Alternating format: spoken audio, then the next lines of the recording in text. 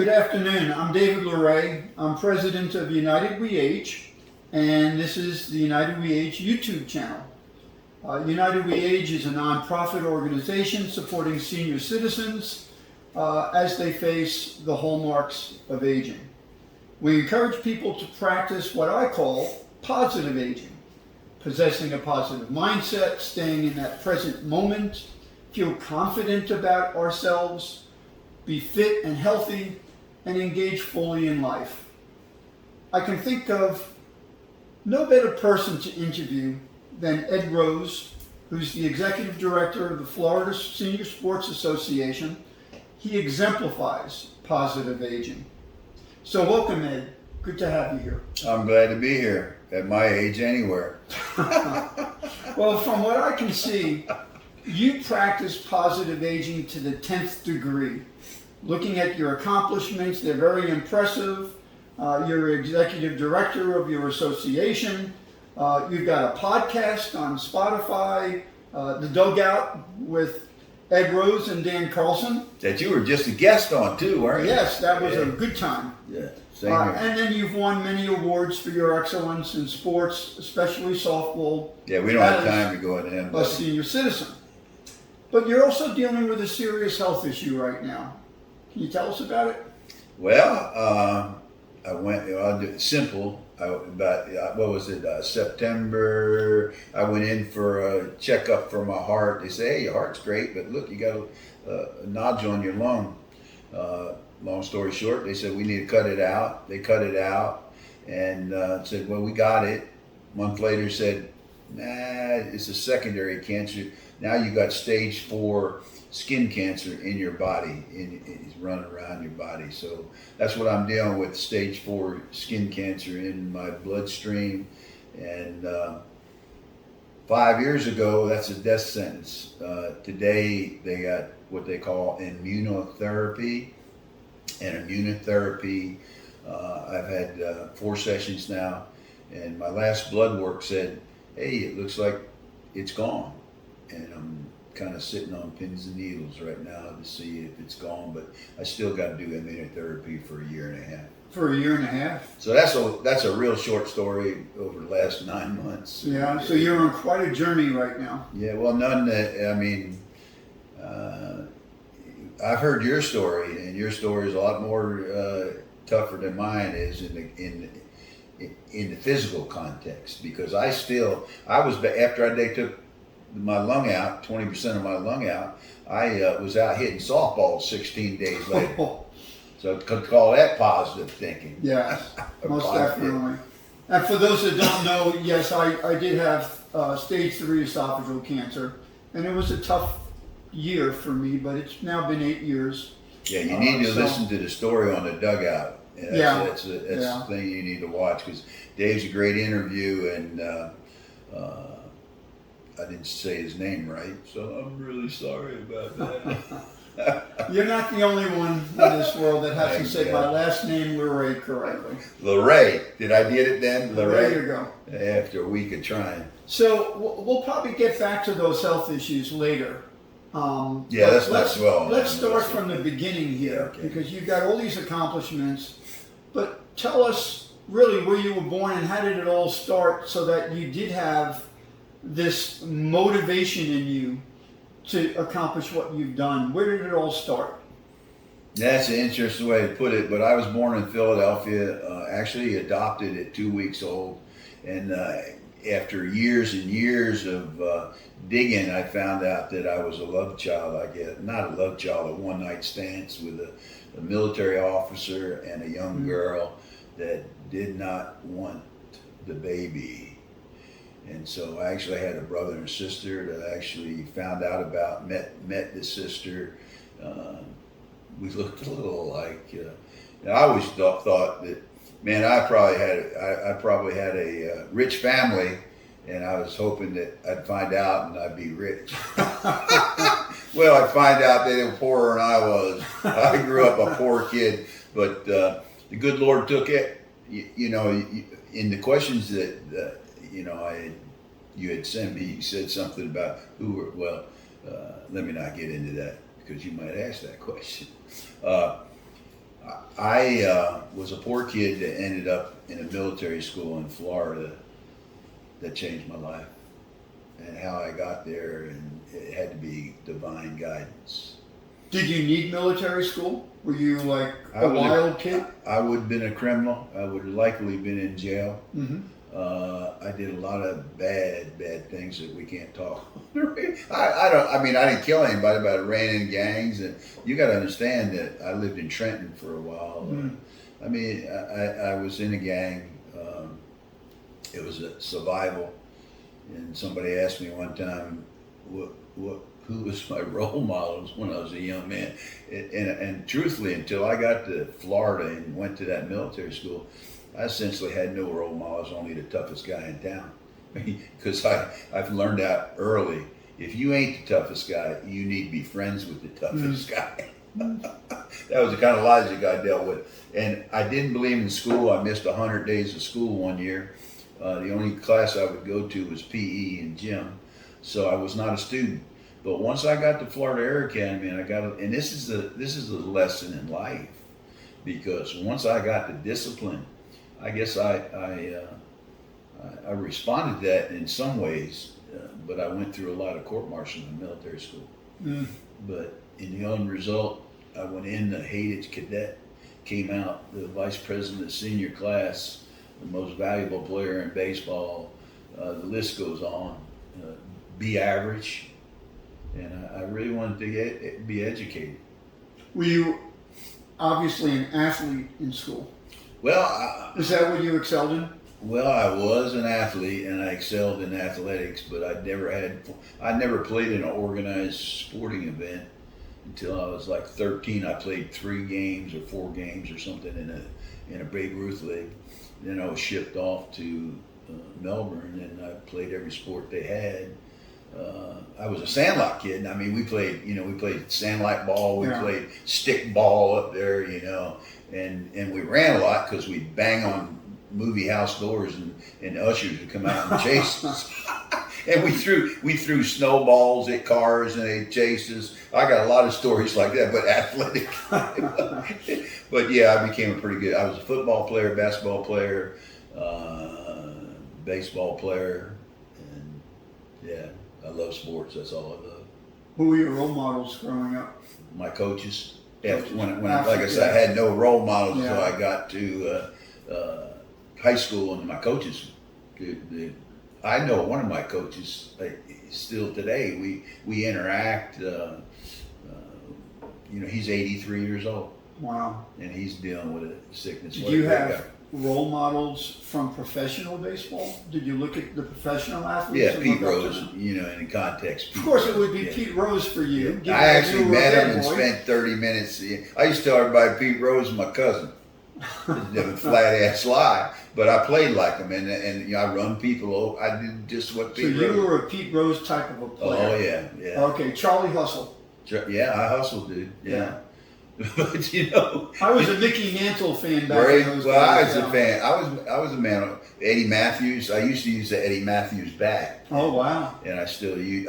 My bats are all similar to the thin handle. Yeah. Wow. Yeah. How did you meet your spouse?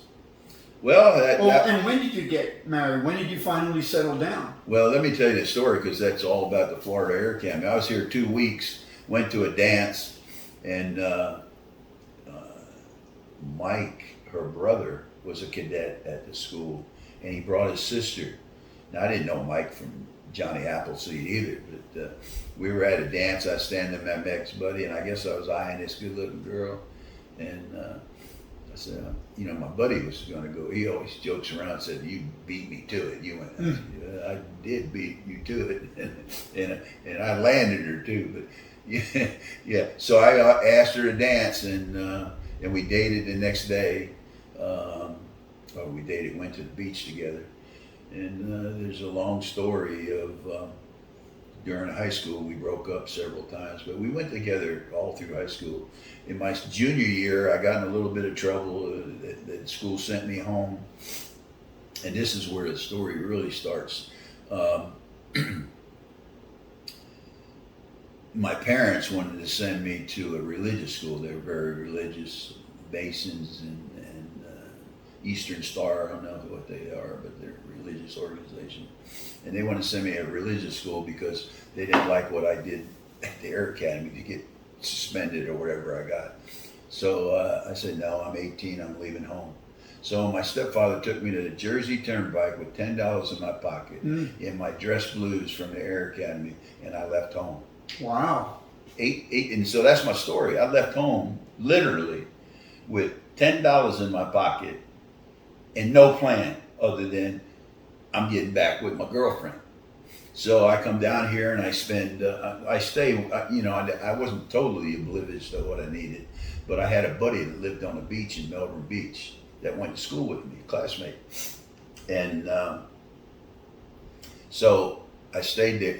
I think I was there for a week or so. I'm hitchhiking across the Melbourne Causeway, and guess who picks me up? My mother, my future mother-in-law, my wife's mother. And she said, well, what are you doing? And she said, come over for dinner. Oh, I thought you never had. So I go over for dinner. She finds out my situation. She says, you need to move in with us. So that's what I did. I moved in with us. I was going to go to Melbourne High School, Florida. I said, look, my son, if you don't come back to this school, you're going to repeat the 11th grade. They didn't want to lose me as an athlete, 3-sport athlete, pretty damn good. If I have to say so myself.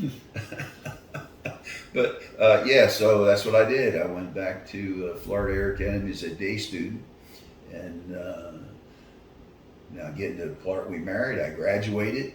I had a couple of scholarship offers. I was supposed to go to a school called Lincoln Memorial, play baseball and football. And I didn't go because I got a job at the Cape, making a lot of money in those days. And I think that first year I went to work, I made 10 grand as a nobody, a blueprint clerk. Okay. And then in December, we got married. We decided to get married. I can't remember if she asked me or I asked her, but she's been my guiding, what I call my North Star. Yeah. Your guiding light. And So you married your high school sweetheart. I did. We've been together now 58 years. Wow. Yeah. That is a great story. Yeah, it's great. I mean, it's been, we got 3 kids, 9 or 10 grandkids, and even a couple of great grandkids. Oh my goodness. But I went from bad guy to family guy. Family guy. Yeah, straightened my butt out. Any proud moments with your children? Any proud moments? Way too many. I mean, they're all proud moments, but anything stands out?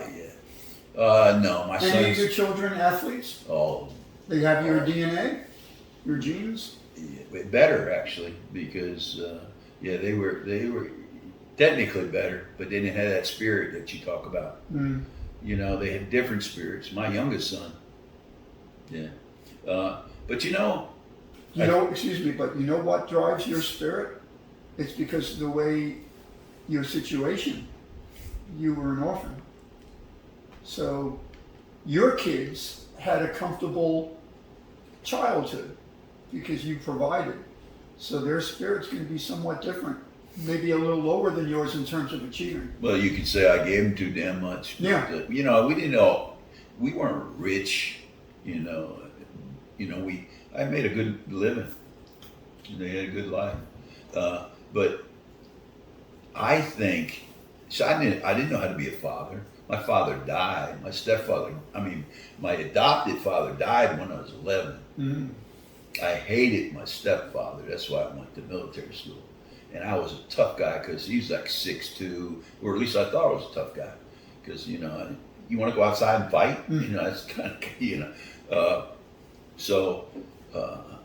I didn't know how to raise a child. And I always said, I get a little emotional there. Oh. But my son picked up my bad habits. I mean, it was like a joke between us. It seems like the kids pick up your bad traits before your good ones. What do you mean by bad like habits? bad temper. Oh, something. So you guys clashed? Well, no. No, I never clashed with my kids. Oh, okay. Never clashed with my kids until they got older. Yeah, when we got older, that's a whole different story. They got a lot of spirit, but like my oldest son made some bad decisions. My middle son made some bad decisions. My youngest son, he made 0 bad decisions. Okay, but now they've all recovered. Okay, so I don't hold it against my sons for making bad decisions because I made a whole lot. Isn't it amazing how you can bring up 3 children the exact same way in the exact same environment, they all come out different? But I've done a lot of thinking on this because of this, that like the only direction I had, I didn't know about college. I didn't know anything about college until I got to high school. And my coaches were my guys, loved them coaches. Yeah. Became a coach. Done a lot for kids that were like me and still do it to this day. But I don't even see losing my train of thought. But I think it's generational. Okay, so I started with zip guidance. I gave my son some guidance in the early years, my 2 oldest sons, but I changed my whole way of thinking somewhere in my corporate life because I changed my management style from managing by electrocution to managing by participation. And instead of focusing on the negative, I focused on the positive. Like when my sons and I came from football, I coached all my sons in football. And my oldest, if they get something wrong, I tell them about what they did wrong. Okay, on their ass. And that's how they responded to me, how coaches taught me. And I was one of those guys that respond. I can remember football coach taking my damn helmet off without taking the strap off.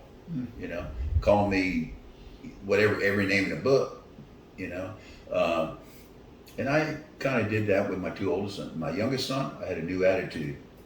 It was all positive thinking, like how they trained the 2, what are the 2 black tennis players, ladies who were Serena Williams. Yeah. Their tennis coach, made that positive approach, and I was a corporate training manager by this time, and I was into that positive reinforcement. Like you talk about positive aging, well, this is positive reinforcement, and it's like I give the example when I taught classes on the subject, and I say, well, what do you mean by being positive? Well, like little Eddie, your child's 1 year old, and little Eddie takes a step and falls down.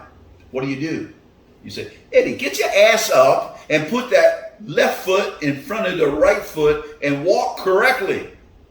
Do you do that? No, what you do is you pick up the damn phone and you call everybody and say, little Eddie just took a step. That's positive reinforcement. Okay, and that's kind of what I did. Like my son Scott, who was one of the best quarterbacks I ever had. I never told him anything negative about what he did. I always tell him positive. I say, hey, you got anything to improve on? And to carry that further, like in my, like I would teach, one of my roles in the corporate training world was to train regular ladies that are just mothers that come into the workforce. And we went into team orientation, and they had to make presentations to management. So I would teach them how to do presentation. I would film them so you can see their self. So when I go into the session where we're reviewing it with them, never tell them what they did wrong. I asked them, what did they do right? Or I told them what they did right. Then I asked them, what did you do wrong? Every one of them can pick out what they did wrong. They can't pick out what they did right. I did that, and we have some of the best candidates for interns that come from big Ivy League schools, and the big schools. Harris only takes the best. I put those same people through my kind of training class for speaking, if you will. It was a speaking class, and video them, and I did that positive. You should see the comments they wrote back on their sheets. unbelievable. I can't remember all this 30 years ago, but they were like, holy mackerel, you know.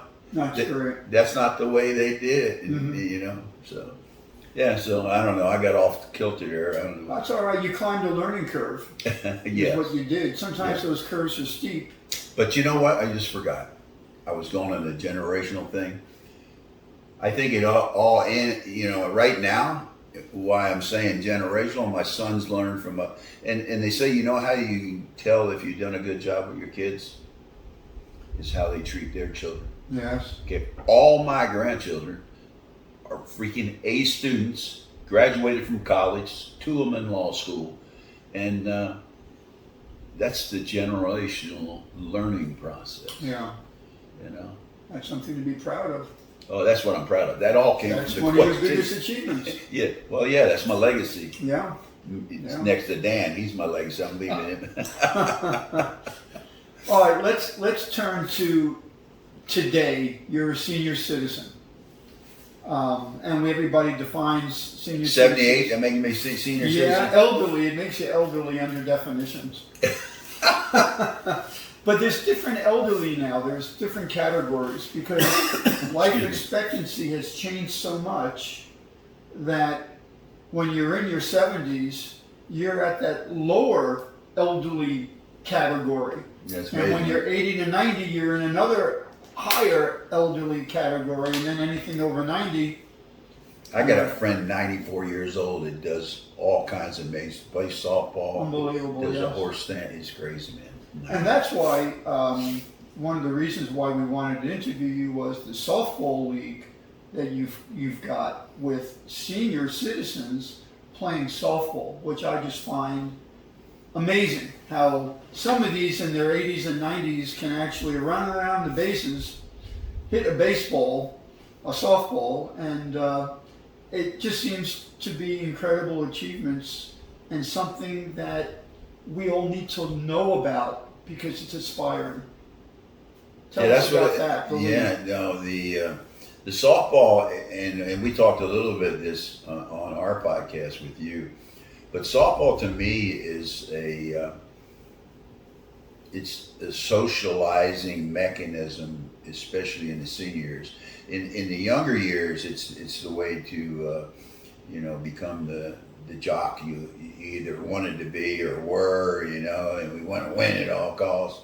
In the senior ball, it's more the bonding and the camaraderie, and we say prayers after each game. It's totally different to me, and I say this to a lot of the guys, and they agree with me. It's like being a member of the Moose Club, the Elks Club, and the list goes on. But there's a difference. The people in your league are physically able to do things that a lot of people that in that age group cannot do, can no longer perform. It's really astounding. Well, the beauty of it is, and the one lesson you learn, and I'll use myself as an example. I was one of the best outfielders, starting out in this county, and I became one of the best outfielders in the country. I made the Hall of Fame as a left fielder, and I can't even spell left field now. No, it was. I think it was about 5 or 6 years ago. I stopped playing in the outfield because of injuries, my legs, and I'm adapting. But the rule of thumb is this, folks: if you stop using it, you're going to lose it, no matter what it is. Especially in sports. Okay, and with all my injuries and everything. Now, there's a famous saying by Darwin. It says that it's not the strongest of the species that survives, or the most intelligent. It's the one most adaptable to change. And that's why the cockroach is here and the dinosaur is. But that's what you do as a softball player. You got to adapt. And my adaptation was moving from the outfield to the infield. To catcher, and now I'm just AHing, and it's all because I stopped using the things I used to do, and it wasn't all my fault. It was because of injuries. Yeah. you know, and I guess my next move is paddleball, or really, I think my next move is already here, the podcast and the dugout. I mean, the podcast and my YouTube channel. So, yeah, if you don't use it, you're going to lose it. And not just physically, but given that you're going to podcast, you're using your mind now. So you're sort of reallocating those resources from physical to mental. But my buddy here, Dan, he keeps me on track taking it. We do a lot. The other thing that you got to do as an older person is be able to tie your shoe. I couldn't tie my shoe a year and a half ago. Okay, so I started bending and stretching. I got exercise on there that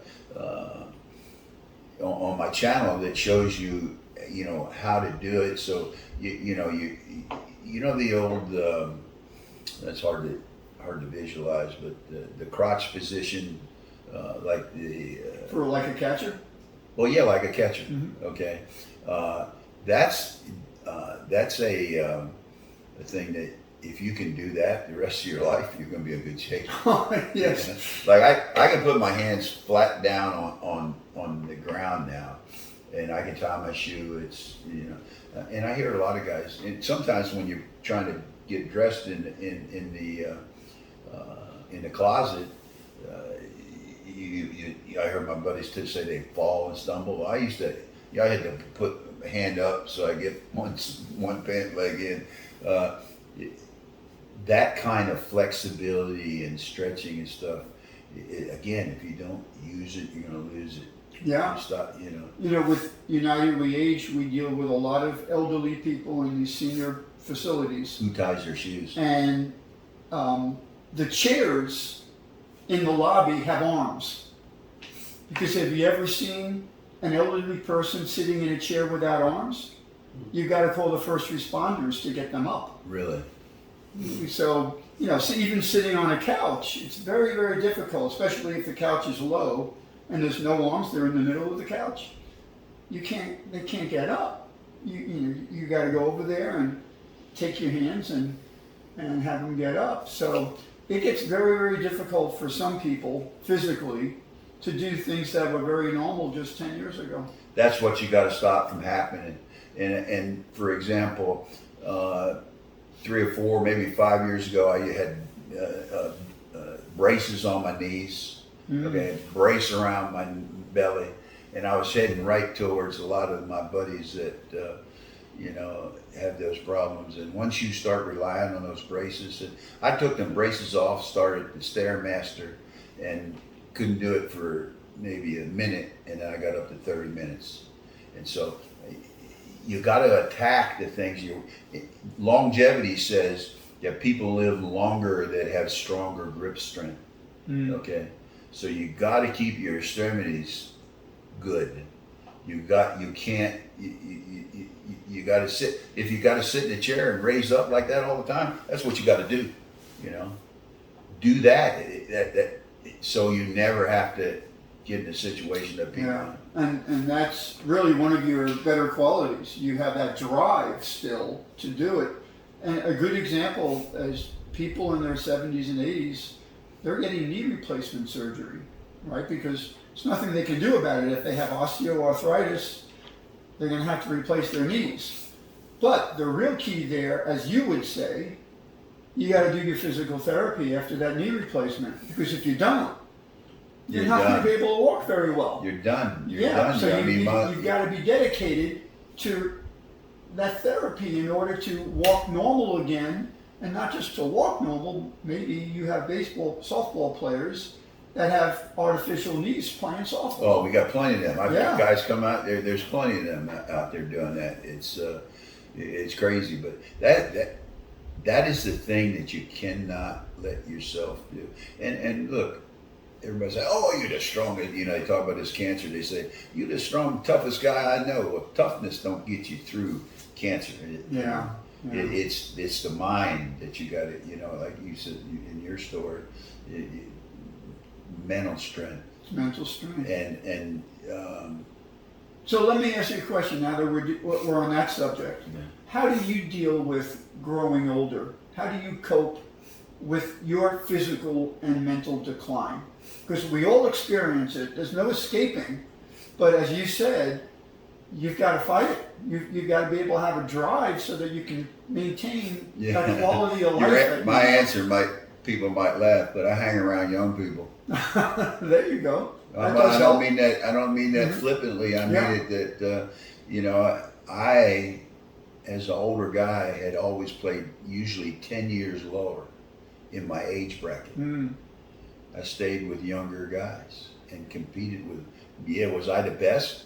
Not anymore, because I played with all younger guys. But I hung in there, and I was like a role model for them.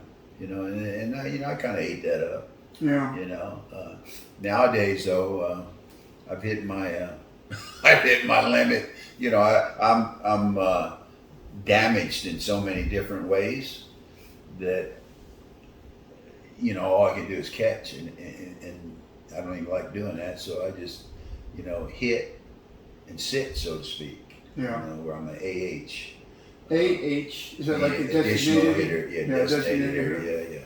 Yeah. So I'm adapting, but I can't do just that. So I do my filming. Nowadays I go out and I'll play in a game and I'll hit and I'll make movies about the game. So I keep myself busy. So you are adapting.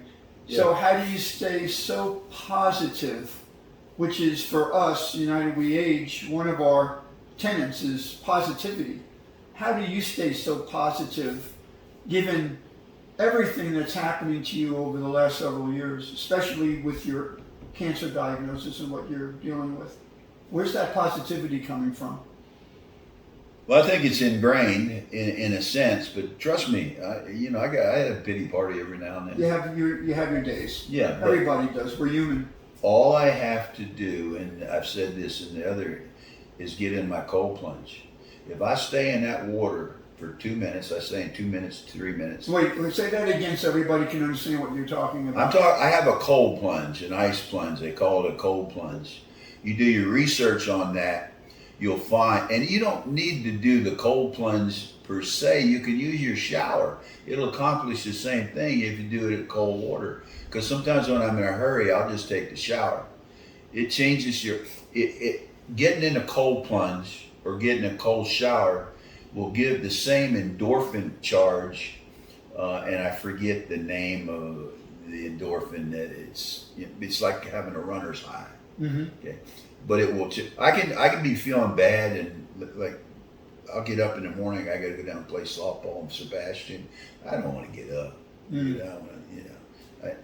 All I got to do is force myself to get into that cold water. In fact, I tell my phone 2-minute timer. I put it on, and it doesn't give me time to think about it. Because if I think about it, I won't get in that damn cold water. So I get into cold water and I stay there, and I can tell you, being in cold water for 2 minutes feels like 2 hours.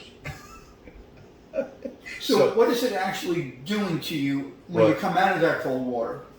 It's reset my whole mental process in the terms of how I feel.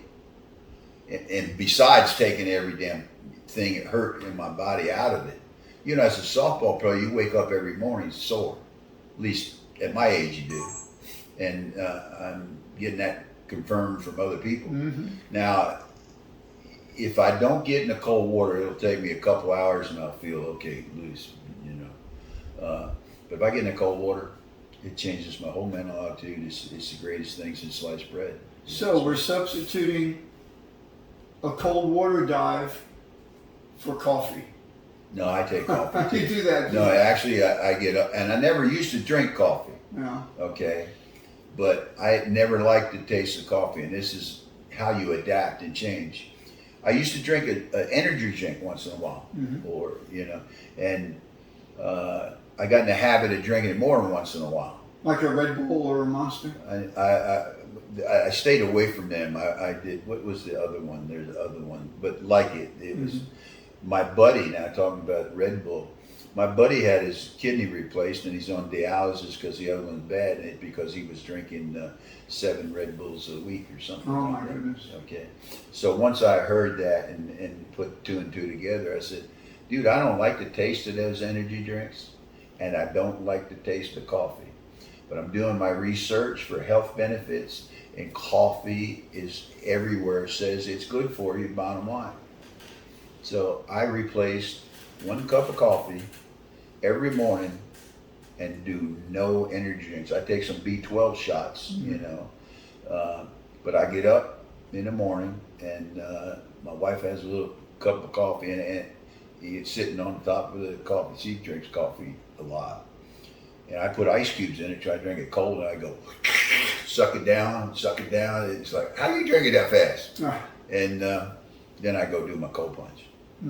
Well, now I think this audience has learned something, the cold plunge. Maybe that'll become one of those big trends. And look, you don't have to spend $5,000, but it's the best $5,000 I've ever spent on the cold plunge, really. Remember when they had those ice buckets? Yeah, well, I just tried it with ice, and you know, I got so many stories about it. It's a pain in the ass, and you don't want to do it. Mine is just go out there. I change the filter, and I change the water every 2 or 3 months. My son, my 50-year-old son's got his, and he swears by it too. I mean, he's got the same results that I have. And I also have a sauna that I get, and sauna is also good. You know, you look up, have the audience look up how good a sauna is for you. It's kind of, you know, in some sense for longevity, it's better for you than the cold plunge. But there's science behind each one of them. There's a guy on the internet called the Iceman, Wim Hof. He's the expert in that area. Now, he's ridiculous, and he can. I mean, he's an outlier, as they say. But the benefit of the cold water is great. Use a shower; it works just the same almost. Fantastic. Yeah. All right, we're running out of a little time for us, but I've got 3 major questions for you. Okay. So the first would be, do you lean on religion, spirituality as you're continuing to age in this process? Do I believe in God? Is that what you're asking me? No, I'm asking, do you actually lean on it? And I'll preface that with one of the things United We Age does is we have support groups in some of these senior living facilities where we get 10 people together in a room. They sit around a circle, just like Alcoholics Anonymous, dealing with their addiction. Yeah. So we're dealing with coping with aging. People love to be around people that got the same issues. Yeah, but well, we asked the question, how are you coping? And I would say 70% of the elderly people sitting around the table says it's God and religion that gets me through every day. Now, that's that generation. It may be a less percentage as we get to younger generations, but a lot of people are really leaning very heavily on and they should. But let me tell you a little story about God. I believe in God, but I believe in this story. There was a guy there was 2 people on an island, and the storm was coming, and it was going to flood that damn island. They knew that. So a boat came, and the one guy got on, the other guy said, no, God's going to help me. And so he left. Yeah, got one guy that's still there. Then a helicopter came, and they said, hey, we'll take you off the island. No, God's going to help me. And so hour later, the island flooded. He died. He went to heaven. St. Peter's up there, and he asked St. Peter. He says, "Why in the world didn't God help me?" He said, "Look, man, we sent you a boat, we sent you a helicopter, and you didn't take it." So my point there is, yeah, believe in God, but take action and use what's available for you here. Right. But now that said, he adds comfort. I think that's really the primary reason for a lot of these elderly people. It's comfort. It gives them a comfort level because it's such an unknown for people as they come to the twilight years of their life. It's like having life. Cancer, dude. Yeah. If you ain't godly, you probably, if you think there's another place to go after this, you're going to hook up. Right. So that keeps you going. Yeah. I mean, it's all how we cope. You know? Okay. So let me ask you, what, if you could, what are the most rewarding things you can think of about getting older? putting a real positive spin on it, is it that you have more knowledge now? Is it that you've learned so many life lessons? What is it that is rewarding about being older? Well, there's a lot of things. I'll start with one that just comes to mind. Is that I don't have to worry about what I need or what I want because I got all the money. Like one of my buddies said, I got more money than I got time. Mm-hmm. Okay, so that's not necessarily rewarding. It might sound a little shallow, but I spent a lot of time in my life hoping I was going to get laid off so I'd be homeless. Right. But the rewarding part is that you can give back. Yeah. At Christmas time, my wife and I we took my Dominican boys. I'd take them out there. We had a thing. I'd give them a few $100s. They'd find somebody that looked like they needed it. Go up and give them $100, walk away. Say Merry Christmas. That's wonderful. Yeah. Yeah, that's wonderful. So that's basically... Well, you can give back. I think giving back is probably... I don't know why it's touching me so much like that. Yeah. I guess. But giving back is a thing that I aspire to. Last question. Any regrets in your life? Any regrets? And that's probably the toughest question for anyone. Are there regrets in your life? But in what context do you mean that? You have a do-over for if something. I had a do-over, what would I do over? Yeah. That's fair enough. I can answer that. I would start my education in kindergarten to learn. If I was any smarter, I wouldn't have gone a lot farther.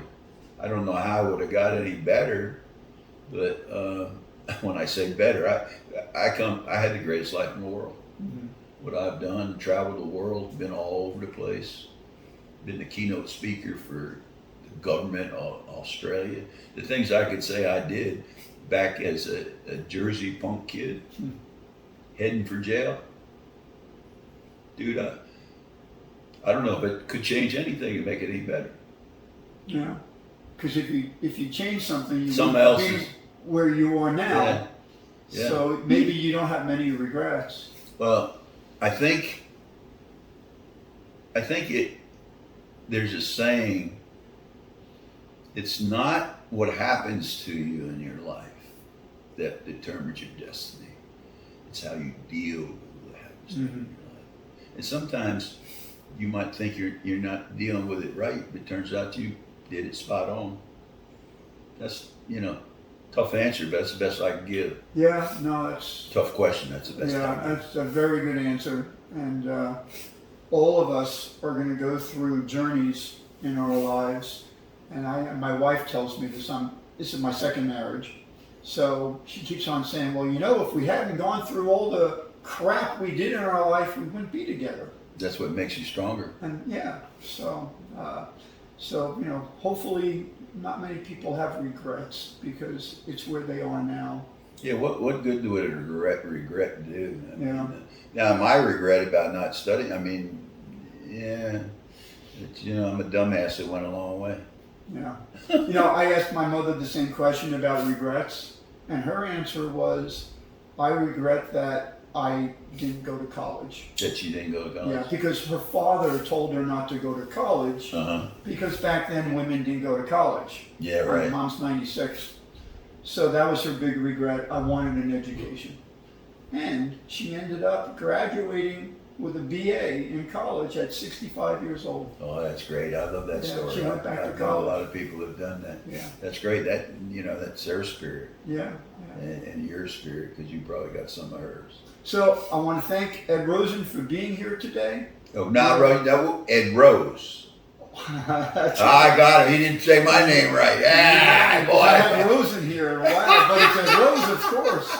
Yeah, likely story. At least Rose he couldn't pronounce. Now, Rose, don't show your thorns on that one. Don't. That is funny. You got to admit. Dude. Yeah, it is. It's So I thank Ed Rose for being here today. Thank you for your story. Truly is inspiring, and I'm hoping that young and old, whoever listens to this and watches this YouTube channel, will be inspired by not just you, but all the people that are in your league, that do the things and achieve the things they do, and the journey that you've been on. It's just a great example of what older people, and I'm included in that phrase, older people, can do with their lives. So again, thank you so much for sharing your story with us today. Just as an ending note, if you went around and did a survey, you might find a lot of people saying that guy's an asshole. that's kind of a persona that I amplified over the years because of my aggressiveness. Well, you've gotten gentler as you've aged. Yeah, when they play with me, the usual statement is, "Man, I hated you when I played against you, but I love you when I played with you." Yeah. And that's good enough for me. Yeah. Well, thank you. Yep.